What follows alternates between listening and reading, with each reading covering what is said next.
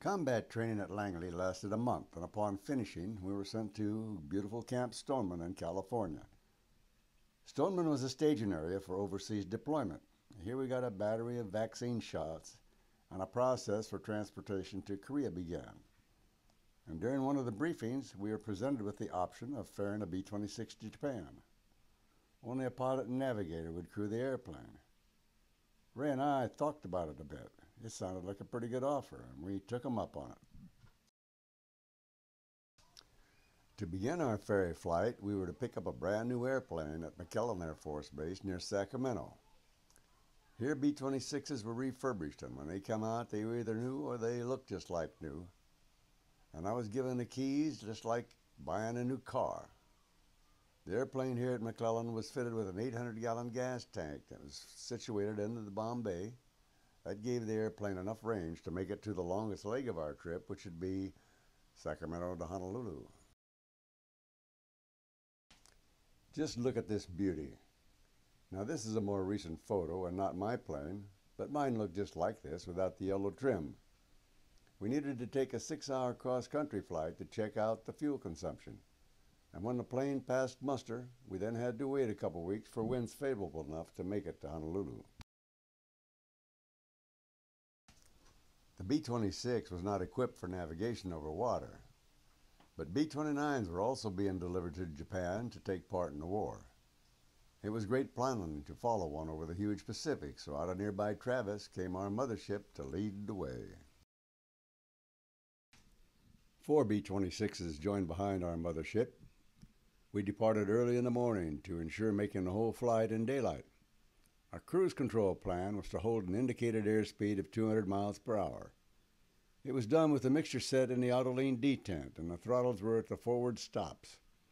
Reducing the engine RPM controlled the speed. It was like shifting to a higher gear. As the airplane burned off fuel, I pulled back the prop levers, and by the time we reached Honolulu, my RPM was only 1600. Here I want to point out the vent window on the pilot's side of the cockpit as shown in a circle. It hinged at the top and pulled inward. There was one just like it on the right side. And on that first long leg to Hawaii, we found out that due to some oversight, a relief tube was not provided under the right seat. And it became obvious that Ray couldn't make the entire 11 hours without relieving himself. So he used this little window to dispose of urine that he had managed to deposit in little sandwich bags that we had left over from lunch. And it got the job done, and most of the contents went out the window, but not all. And it did give us a good laugh on a long, boring trip. Here's a chart showing our route to Japan. We made it to Hickam Air Force Base in Honolulu in just under 11 hours. Our plan was then to stop overnight at Johnson Island, Kwajalein, Guam, and then on to Tachikawa, Japan. We made overnight stops at Johnson and Kwajalein, but due to a storm between Guam and Japan, we had to stay at Guam for a week. But Guam is a beautiful island, and it was convenient as Andersen Air Force Base is there. Here's a picture at Ray on the beach at Guam. Browsing around Guam, I was fascinated by this junkyard. I spent an hour or so just digging around, but it was very inaccessible on a steep slope and overgrown with foliage. It had been a chosen spot to push broken military equipment into a ravine, mostly from World War II, and it's a big reminder that only 6 years had passed since World War II. Our little vacation is over. We get notice to crank 'em up and head for Japan. We made it to Japan and had to turn in our planes at Tachikawa Air Force Base near Tokyo. I'd hoped to fly the B-26 to Korea, but the brass had other plans. In Japan, the US dollar was off limits. We had to exchange our dollars for military scrip. To purchase items off base in Japan, the scrip was exchanged for Japanese yen. I didn't see a good old greenback again until I left the theater many months later. Now this chart shows our route to Korea. It started with a train ride from Tokyo to Iwakuni, and from there a C-54 to my assigned base at Kunsan, Korea. Here's an old photo of the air base at Kunsan. Air bases in Korea had these K identifiers. Air bases in Japan had J identifiers. We're looking south on this photo.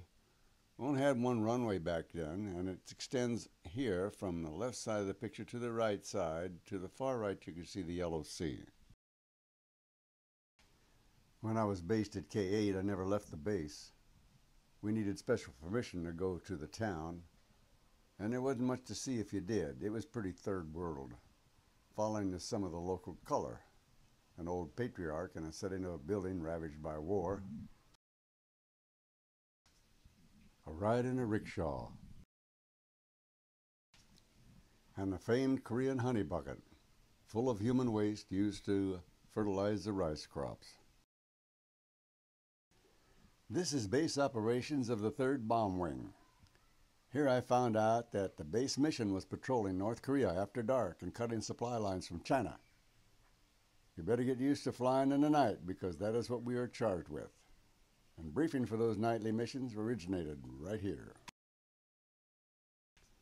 There were 3 squadrons in the 3rd Bomb Group, the 8th, the 90th, and the 13th.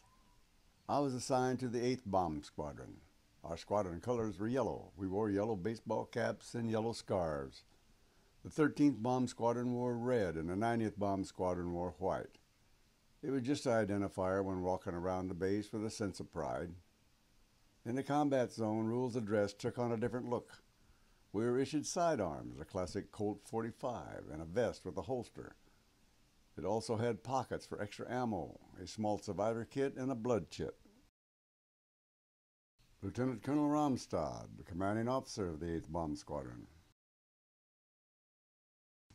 When I got settled in, I looked up Howard Schoonover, my old roommate from Bolin Air Force Base, and found out that he was in the 90th Bomb Squadron. He didn't ferry an airplane, so he got there a couple weeks earlier. We weren't able to hang out like we had before. Our schedules were too different. But occasionally we had a beer whenever we found the time. These are the officers' quarters. They were little 800 square foot houses. They had a living room, 3 small bedrooms, a bath, and a kitchen. Each house was a home for 10 men, 2 in each bedroom and 4 in a larger living room. The kitchen was reserved for our house girls. They cleaned the place and washed our uniforms. Here are the girls that worked our house: Chu, Susie, and Ann. They each took on the responsibility for 3 guys and split the work for the 4th. The men were responsible for paying the girls, and each one got 60,000 won per month. Each month we changed our script for 1,000 won notes. It appeared like a lot of money, but it was only the equivalent of about $10. And this was a coveted job for the girls. To continue, go to part 3.